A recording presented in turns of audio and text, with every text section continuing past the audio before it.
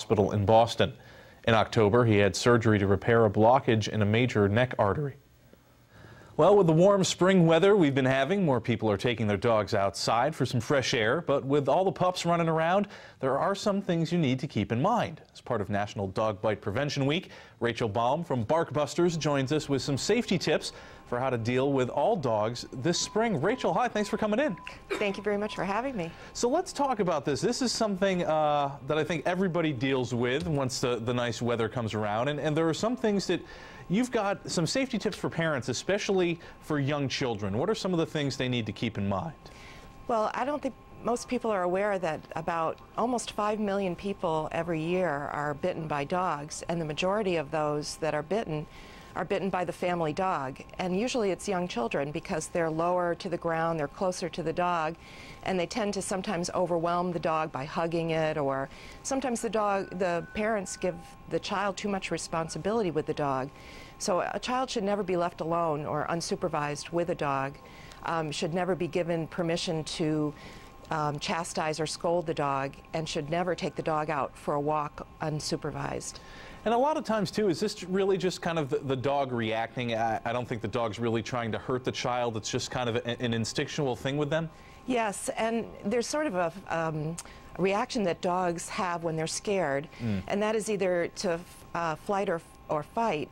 They'll either run away or they'll get aggressive because it's their natural instinct. They're not people, they're dogs. Sure. And so they'll end up taking a nip when they don't really mean it. What are some of the things you need to an unfamiliar dog, if you're out with your kids walking, you're at the park, a lot of dogs running around, you know, I think a lot of young children's first instinct is to go and pet a dog, but they should really take it easy. Right.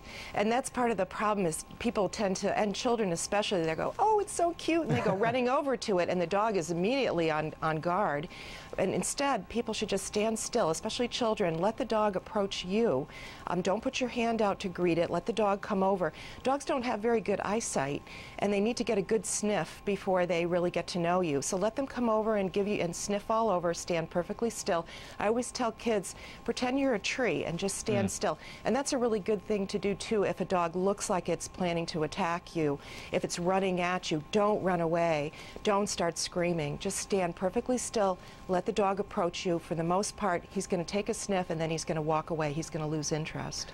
And there are even some dog body language things that you should keep an eye out for too in a situation like that with a strange dog, correct? Oh, definitely. A lot of people think because the dog is wagging his tail that he's friendly, but there's different kinds of ways that dogs wag their tails. Sometimes their tail will be up high and very rigid and kind of doing just a little wag, and that usually means the dog is very wary. If it's a low, relaxed kind of a sweep of a dog's tail, usually that means that they're friendly. If the dog looks stiff, if you can see their teeth and they're not in a kind of smiling way, but their eyes are slitty, their ears are kind of laid back, I would not think that that dog is, you know, has a friendly approach to you. And one of the things we were talking about before we sat down here, but before I let you go, we were talking about what kinds of dogs. I think there are some general misconceptions out there that dogs like pit bulls and German shepherds and things of that sort are more aggressive dogs. But you say that that's not necessarily the case. No, not at all. And in fact, I work with a lot of pit bulls, a lot of American Staffordshire Terriers, which are considered sort of pit bulls and pit bull mixes. And they're actually friendly and sweet and affectionate. It's the owner. It's how the owner brings the dog up. And any breed of dog can end up being aggressive depending on the owner. I've seen golden retrievers, I've seen Yorkshire Terriers that will bite. So it depends a lot on the owner. All right, Rachel, good information. We really appreciate it. Thanks so much for coming in. That's Rachel Baum from Barkbusters. Thank you.